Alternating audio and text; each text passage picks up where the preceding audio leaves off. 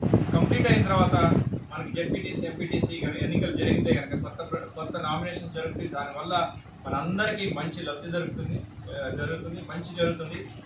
మన బలం ఏంటో నిరూపించుకునే అవకాశం దొరుకుతుంది. మనందరం ఆ దిశగా కష్టపడి పనిచేద్దాం. నేను ఇక్కడే ఉన్నాను, అందరం కలిసి పనిచేద్దాం. మనందరం కలిసి మొన్నట్లానే ఇంకొంచెం కష్టపడి పనిచేద్దాం. మనం బాగా కష్టపడడం ఈసారి కూడా అలాగే పనిచేద్దాం. అయితే ప్రజలు ఆల్రెడీ నమ్మకంతో ఉన్నారు మార్పు రావాలని. సో ఆ ప్రజల నమ్మకం ఆ మార్పు దిశగా వెళ్తుంది కాబట్టి మనం విజయం దిశగా ప్రయాణిస్తున్నాం. అలాగే ప్రయాణించి పవన్ కళ్యాణ్ గారికి పెడన్ నియోజకవర్గంలో జెడ్పీటీసీ ఎంపీటీసీలు 100కి 80 నుంచి 100కి 100 తీసుకురావడానికి ప్రయత్నిద్దాం. ఇంత తక్కువ కాలంలో ఇంత మార్పు వచ్చింది. అలాగే ఈ మార్పుకి కారణమైన మీ అందరికీ ధన్యవాదాలు.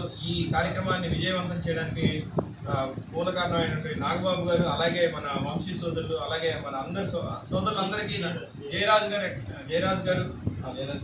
జయరాజ్ గారికి నా కృతజ్ఞతలు. మనం ఇలాగే బలంగా మన పవన్ కళ్యాణ్ గారి సిద్ధాంతాలను ప్రజల్లోకి తీసుకెళ్ళడం, మార్పు ఆటోమేటిక్గా అదే వచ్చేసింది. Thank you.